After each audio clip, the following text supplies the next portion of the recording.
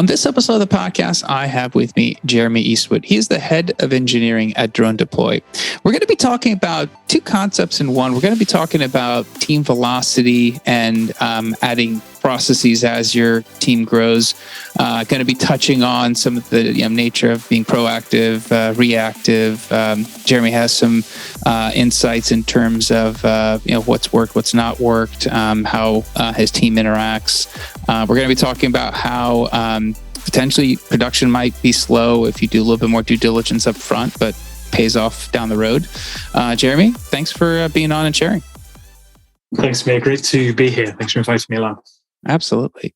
So let's start off at the top with who DroneDeploy is, and then as the head of engineering, what your responsibilities are. Absolutely. So at DroneDeploy, we originally started out as the kind of mission of the company is to turn drones from this kind of hobbyist toy into something which can actually be a ubiquitous tool across every job site. So view drones as being providing this really critical piece in the future of so many different industries and making people's lives better, more efficient, safer on job sites, making people more effective, making businesses run smoother. And so DroneDeploy is set out as a way to make that happen with drones. So enabling all different parts of the workflow, letting drones, how do we go and make it very easy to capture data with drones? So taking pictures of job sites, getting something useful from that data, turn them into essentially a digital twin of reality, and then doing analysis, allowing people to do analysis on that data. So measuring, comparing change over time, that kind of stuff. So you can figure out what's going on in the job site, where can things be improved? And as things have progressed, we look at kind of the general digital transformation. So we've kind of moved from just drones to now looking at people walking around and having fully autonomous walking robots as well. So get to play with a lot of cool, fun toys at DroneDeploy. I'd imagine. Yeah, absolutely. And as head of engineering, I oversee the whole engineering department, and specifically looking at kind of where are we placing our bets, what are we investing in, where are we putting our energy, how can we what are the products we're building. So work very closely with the product counterpart on what is the high level kind of strategic roadmap for where we want to invest in this industry versus this industry, this core part of our product versus something else, and also making sure that the engineering teams, the people actually building that, operating as effectively and efficiently as they can. So do we have all the right communication in place so that they can run smoothly? And do we have the team structure in place so that they are able to go and build things autonomously without having too much kind of cross-team communication, that kind of stuff. And also things like headcount and what are the growth plans for the organization. So all sorts of things, really. There you go. Keeps you busy, and you get to. You're an aerospace engineer by education, and you get to deal with flying drones. It's got to be a good outcome for all. Absolutely. So let's start at the top. Let's understand before we dive into the topic, just a little context around just how your team is structured. I'm sure it's some form of Agile Scrum or some Agile methodology, but just a high level to understand how your team operates. Yeah, absolutely. So we've broken up into about 6 different engineering teams, which operate across all the kind of core functions you'd expect. So we have a DevOps team that builds a lot of the kind of core platform, infrastructure, orchestration, that kind of stuff. And we have then 5 different kind of Scrum teams focused on essentially different areas of the product. And we actually have one team's focused on the mobile product, and one team focused on the core, some of the core computer vision, which is some of our core like mapping engine inside the core part of our platform. And then we have 3 teams which are industry aligned teams. So they're kind of full stack teams capable of building products kind of end to end, and focused on different core industry verticals that we work with. So one's focused on the construction vertical, one's focused on the energy and emerging industries, so things like roofing and solar panels and all that kind of stuff as well. And the last is actually focused on general growth. So how do we kind of improve growth of our user base? So it's kind of full stack Scrum teams. And within each team, we all follow the same overall kind of cadence. We do a 2-week sprint, and everyone does the same start and end dates. We start that kind of 2-week sprint cycle with a kickoff with the whole of the R&D group, where we kind of just do a high level, what's each team going to be working on, just set context across the organization. Close out the 2 weeks with a demo session where we'll encourage all the teams to show off what they've built and encourage engineers to kind of, this is what I've built and this is what impact it's had. And then each of the individual teams will also do the standard things you'd expect. So they'd do like a sprint kickoff, and then they finish up with a retro, backlog grooming, all that kind of stuff. All right. I like it. That seems like a pretty well-defined methodology for you guys. What are you capturing? Yeah, I guess part of the topic is talking about velocity. Maybe if you could touch on the metrics that you are using to kind of understand velocity. Yeah, absolutely. I mean, when I look at this, I kind of always start from the highest level first. So ultimately, what we want to do at our stage company is be delivering the committed roadmap reliably and on time. So we kind of go through this planning cycle, figure out what are we going to commit, what are we going to be delivering, what's each team going to be delivering on a quarterly basis. And high level, at the end of the quarter, how much of that have they shipped? And that's kind of the most important thing from the business perspective. And that's kind of the critical part there. And obviously then it gets a lot more granular inside, but that's kind of where we started. And then when I'd start kind of peaking down at further and further levels is when some of that stuff stopped, not necessarily happening.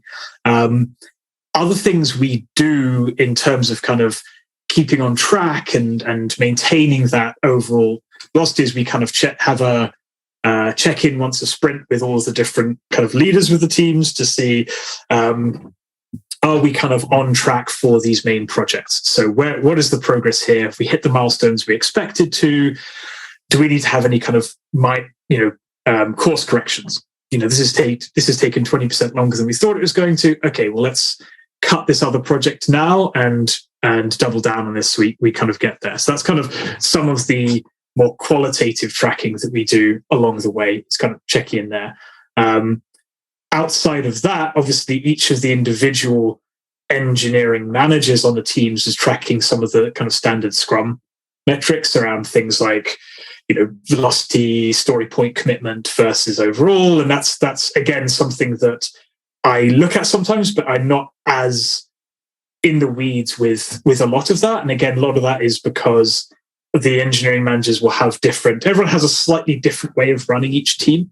We're not as prescriptive about saying each team has to be running exactly this methodology, as long as overall we're hitting the commitments we need to. And so there's a fair bit of freedom within the kind of, as I described, that kind of overall 2-week cadence of where we start, where we finish, and we're committing to. Within that, with each team, it's really kind of the engineering managers will be kind of driving a lot of that. And those are some of the metrics they'd be looking at. Again, kind of standard things you look at inside Jira. Gotcha. Interesting. I guess just I was just thinking about obviously you mentioned full stack teams. Each manager has some control over, their team, what metrics they're judging their team. Obviously that's, customized for their purposes. When you're sitting down with your managers, and I know you mentioned quarterly, keeping that, that metric of what's shipped to the customer on a quarterly basis and rolling back. So when you sit down with your managers, obviously they all have their own potential small wrinkles. How do you level that when it all rolls into you, during your updates with your managers? Yeah, you mean as in how do we kind of reconcile? Yeah, whether it's a metrics, some common metric that's going to tie them. They're all judged, or how do you reconcile if they're operating with slightly different drivers? Obviously, shipped and delivered functionality is one thing, but it sounds like there's different scales potentially that you're dealing with. Yeah, I mean, I think ultimately that's not as much in terms of me reporting to when I'm talking with the kind of the wider kind of rest of the company and the wider kind of product team or the rest of the executive team. It's again less about some of those individual team metrics, like, okay, what was the sprint velocity here? Is this team hitting their commitments? And again, it's really, are we on track with?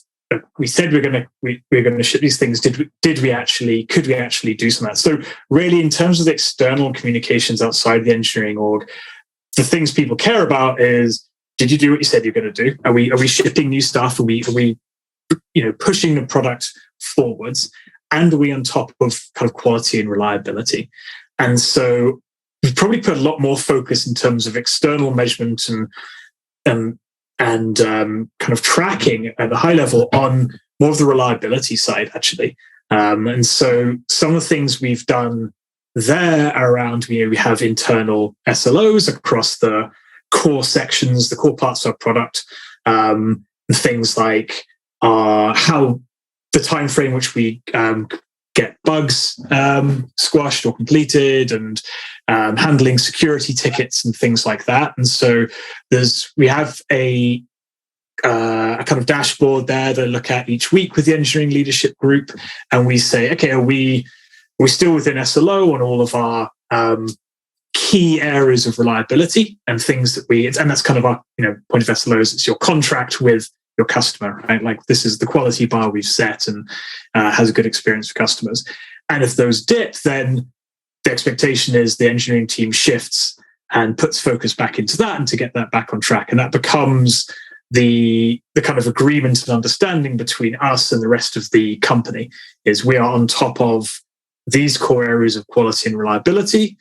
If we find a bug or you record a bug for us, we will get it done within this time frame, and we know that within 90% confidence, and we were going to ship what we say we're going to ship reliably each quarter.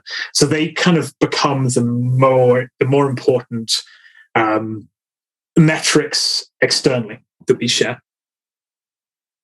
Interesting.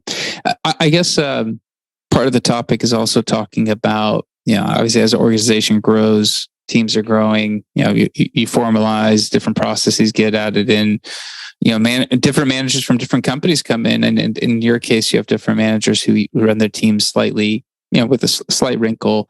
How do you handle, obviously when you hire a manager, there's a new manager, whatever, being careful not adding too much process, right? I'm sure you need enough process, but then also there's hey, I've got my own sprinkle, but it's like, well, that's a potential concern just because, it might slow things down, but how do you typically look at process when the team's growing, especially from, I'd say, an external hire that comes in and has ideas? Yeah, I mean, that's from a kind of management or leadership philosophy angle, that's when we hire managers in externally, we're looking for great people who have really good ideas, and so that's something I encourage. Like, what looking to them to how to improve the efficiency of their team. How can they operate more smoothly? How can they be more efficient or effective as an engineering team? And so if they've got a good idea they want to try, absolutely, I'll try and support that. Obviously, there are some caveats there. So things like, we have some things we want to keep organized at a higher level. Like, we want to have the same sprint cadence. If one team says, I'm now going to do a 3-week sprint, I'd probably question what's the value of that versus the confusion it's going to cause, and the fact that we now have, lots of different systems going on. Maybe that's not the right value. So obviously it's a conversation. That's definitely something that I'm looking to engineering managers to come up with ideas and things they could try. And so we actually had a few different people who tried different kind of experiments within their teams. And all teams have something different. That's actually one of the things that we do as a leadership group. We meet once a week, the engineering leadership group, and we basically all take in turns each week to kind of share what are things we're trying differently on our team, how we improved the team efficiency or developer productivity or developer happiness this week. What have we tried out? And so sharing those learnings between the teams has meant we kind of start. People will try something, maybe it doesn't work, and we stop doing it. And then maybe if something does work, we start adopting it in other teams as well. So that's definitely one of the ways we kind of grow. It's kind of somewhat organic, but also being driven by the people who are the experts there on those teams, the people who are working with their team each day, who kind of understand the unique challenges that their team faces with the pressures of reliability work versus feature work and all that kind of stuff. So yeah, I'd say freedom to experiment with guardrails, I suppose, is the high level summary for that. Yeah. Yeah, no, I like it. And I guess if you were to go a little deeper with that, because obviously, I do like the idea of freedom to experiment with guardrails. With that freedom, depending on what those guardrails are, things can go different ways. But when like walk us through somebody has an idea, and how the team goes, hey, that's a great idea. Go run with it. Does it get documented? Is there expected results? Or is it genuinely, this seems like a good idea. Let's just not waste time and too much due diligence. Jump and try it. What's the team's kind of process when it comes to those experiments?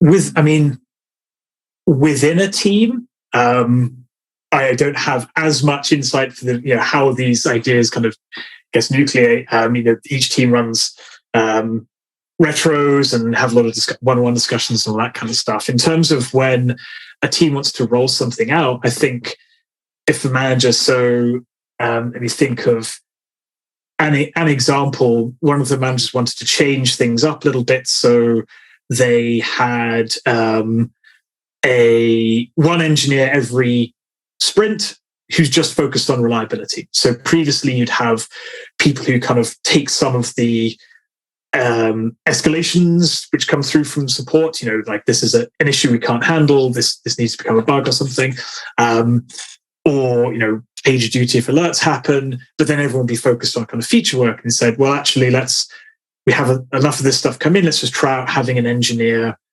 just focused on this the whole week. So we're going to remove them from the feature planning for that, or the sprint even, so it's that 2-week period. And so I think the question there would be, all right, well, how are we going to judge how effective this is? So I think that's whenever people want to have a change, there's got to be some way of judging it, right? Any experiment, we've got to have somewhat of a scientific method. And even if that's just developer sentiment has increased with our surveys that we do once a quarter, that's one thing. But what is a kind of quantifiable, if possible, way of showing this was better? And I think for the case I was kind of talking about a little bit with having a reliability engineer, can say, well, look, we have to do these tickets, these bugs, these things that come in, these distractions that happen. So they'll take that work, but can the rest of the team actually continue to move faster without that? Because now we're having one person fully distracted and everyone else not distracted at all.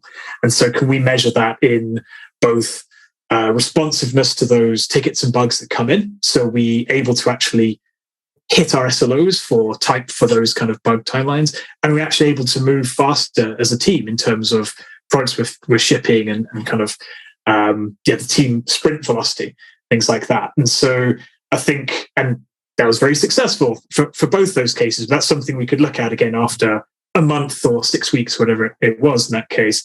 All right, well, how's this paid off? So I think that's whenever people are doing these changes, sometimes it's very obvious, everyone hates this, let's just do something different. But sometimes when it's kind of opportunistic, the push would be, well, how do we judge whether this was successful and whether we should adopt it more broadly? So that's definitely something I would probably challenge a manager with when they want to change something. And also it's always nice to have a success story afterwards to show this is how much better we are. And that's, I think, a nice story to tell developers on that team as well. Absolutely. And I guess kind of, this kind of talks to the, that balancing a team velocity when you're making these process adjustments. And just to kind of go back, because I want to make sure I might have heard your answer, but I want to maybe just have you expand on it. So you mentioned somebody has an idea, they have to go back. Someone has to take some time from being involved in the sprint, when testing or adding, changing a process. Is that how the team handles that? Obviously, before they spread that or the concept out to the team, they want to test it. But when you're trying to adjust these processes to obviously measure the impact of the velocity, how does the team potentially account for that? Absolutely. So I think the answer is we generally start some of these experiments on an individual team because they're being driven either directly from that manager or a suggestion that the manager and I will have based on a challenge that team has had. And so we'll start with that one team. And and then again, we kind of share learnings and say, well, if this is actually, we've seen these quantifiable improvements or these significant improvements, okay, is this something which makes sense to roll out org-wide? And then with the other engineering managers, again, it becomes, okay, is this something people want to do kind of a bit more, I guess, organically is the right word, just, they'd kind of start adopting in their teams? Or is this something we want to say, right, this is now our full process. This is something we want to standardize across the board. And we kind of treat that in a case-by-case basis, really, because, sometimes it's fine. If that's a process you want to use in one team, it doesn't really, like the kind of having one engineer focus on reliability example I gave before, that doesn't really matter as much if one team does that or another team does it by swapping people in and out each day as much. There's just kind of an opportunity. But other things we have in place around kind of stronger guardrails or learnings we have around, okay, for example, for reliability improvements, we want to have a very strict kind of definition of done that's done by every single project. We've hit these checkboxes, and that's means that we know that we have fewer regressions, and it's important for our compliance efforts and all that kind of stuff. Those are things where we'd actually put more of a strict process in across the whole organization and say that's now going to be just how we do things universally. So every single project that's done by any team, and that now becomes a kind of firmer guardrail. And again, those will start out as learnings within a team and then become, okay, well, the best way to enforce this is to have it kind of an org-wide mandate versus just a kind of a less formal team process. Yeah, certainly makes sense. I think that's there's always a delicate balance, especially if your team isn't the one who helped originate whatever process is, and you're sitting on another team, and you either hear that some other team's doing something differently that's helping, or somebody all of a sudden says, "Hey, we're doing it this way." I think the organic adoption, that sometimes the dots are connected a lot easier versus, "Hey, tomorrow start doing it this way." I've noticed that pretty much anything. I think that could be universally applied to any change in society, in your home, in engineering. I think people tend to do better with seeing what's going on and benefiting the other team and going, "Hey, I'm going to do that," versus, "Hey, just do this tomorrow and you'll see the benefits of it." Yeah, I mean, it's buy-in. Buy-in's everything, right? And I think for some of these processes, I was talking about the definition of done and compliance, and some of those are, we see the benefits, but we just have to do this. We have to have security checklists as part of this because that's a compliance requirement. But a lot of the other time, it's, look, here's something that's worked really well for this team, and I think you get a lot more out of it if the reason you started with that process was because this was more effective in some way. It allowed the team to go faster. It allowed the team to operate more efficiently. And so I think showing people the value of it and showing that, look, this has worked. We've proven this has worked really well for this team, and the engineers were really happy on this team when they made this change. We think that you guys should try it out as well because I think that it could work well. And that generally you always get kind of more adoption there, people more eager to jump into it and have to try it out and excited about it rather than just saying, therefore, you shall do this now. Yeah, I guess the maybe a question for you is from your seat overseeing, all of engineering. Are there times where you observe something you're like, if I was the manager, I'd do this differently? Does that come up for you, or is that just outside your purview? It does. I think every day. I mean, I think this is the challenge of, management in general, right? But it's it's the same as if you're managing direct individual contributors who think I would do that in a different way. And the balance there is kind of, first of all, biting your tongue a little bit maybe, and saying, this is, again, you have a lot of trust in the people who are managing those teams directly, or the people you're working with, and you want them to have the autonomy to make those decisions themselves. And I think you just got to step back and say, okay, well, why would I do that differently? Is this just a different style, or is this because I think this will go wrong in some way, or I think we're going to run into problems here, which I'm not sure if they've. So I kind of take a step back and saying, all right, maybe the correct thing then is, okay, have you thought about this? You might run into this problem down the road, or have you considered that this might take twice as long, or you might run into slow down because of this interaction you haven't foreseen, or something like that. And so I think that's always the challenge, is saying, like, take out my management style and the way I would do things, and the people can be very effective engineering managers but have completely different management styles. And again, I always have to kind of take myself back and say, all right, what is the top, coming back to where we started, what is the top level goal here? We're trying to effectively ship these features, trying to build this product, improve these features, maintain reliability, improve team efficiency. If they're achieving those goals, but with a completely different style, that's fine. That's okay.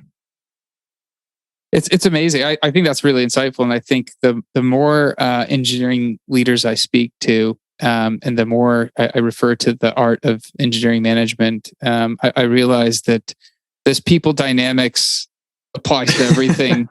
I sometimes, I have a nearly 9-year-old daughter, and sometimes, we do things and I tell her to go do something and she does it, and you're sitting there watching going, well, I would do this, I would do that, I would do that, and I would do it faster this way. And you're in your head, you're processing all this stuff, and you're just there patiently going, have you thought about this? And she'll give me a quick yep or nope, and she'll continue. And it's interesting because I think, you mentioned something very important is, hiring people you trust, empowering them, letting them do their thing, but still your purview is a little higher. You're seeing the whole field, all the moving parts, being able to give that feedback loop to your managers, and them also trusting that if you're saying something, it's not because you're nitpicking. It's, you might be seeing something because your level of vision's just a little bit higher from the day to day. I think those are those dynamics and relationships that really help teams tick and really produce quality work. Yeah, absolutely. And again, that's a constant struggle, is to kind of, having that balance of when do you step in, change things, allow people, and I think it's also really important to allow people to make mistakes sometimes and go, try something out and it doesn't work. That's a really good learning point. And so, to some extent, robbing people of that opportunity to learn can also be a mistake sometimes as well. So it's a constant gray area, I think, you find yourself operating in. I think every engineering leader who runs engineering orgs would probably, or anyone managing any group of people would probably. I think management in general, yeah. Management in general, exactly. It's a fascinating art that goes into that. It's sometimes I think I've had people talk about the fact that no one really trains us to do this stuff. I mean, managing groups of people. People do get MBAs and they learn manage, but once you're in the field of battle. Not field of battle. I hate that term. Once you're actually managing people, we're not battling. Yeah. Once you're actually managing people and this the dynamic and being able to be, have that self control and that be able to internalize your thoughts and be able to just hold back is a power that as like a head of engineering and engineering leaders. That's a skill. That's not easy sometimes. So bite that tongue and let your team execute when sometimes you could disrupt the team by making a comment that could, rub somebody the wrong way. Yeah, I think that's a good point around you stepping in and saying something. Sometimes you may think of it as a suggestion, but because of the positions and in relative positions of the people interacting, that's going to be taken a different way. And so, to be careful about, okay, if I'm offering a suggestion here, is it clear that it's a suggestion? I'm still looking for their feedback, or is this coming across as a, do it this way? So I think that's also part of it is kind of considering what the impact of your input is to different people. Awesome, man. I was going to say, I know we're running a little bit against time. We keep chatting about this. I don't think we could run out of topics, but I appreciate you coming on and sharing. I think lots of great insight. And somebody does want to reach out to you and chat about anything you mentioned. Is LinkedIn a good place to reach out? Do you prefer another social media platform or email? What's your preference? LinkedIn's great. Just look for me and Jeremy Eastwood on obviously associated with DroneDeploy, or you can reach out to me over email, just Jeremy@DroneDeploy. Awesome. We'll make sure to include those. Again, thanks for being on. That's it for this episode. We'll be back again, different guests, different topics. Until then, I always ask for two things. One, if the episode you found any use for it, if it was interesting, insightful, share it with somebody else who might. That's how it's been growing thus far. And if there's a specific topic you want to see me cover, let me know. I'll do my best to find somebody to speak to it. Until next time, goodbye.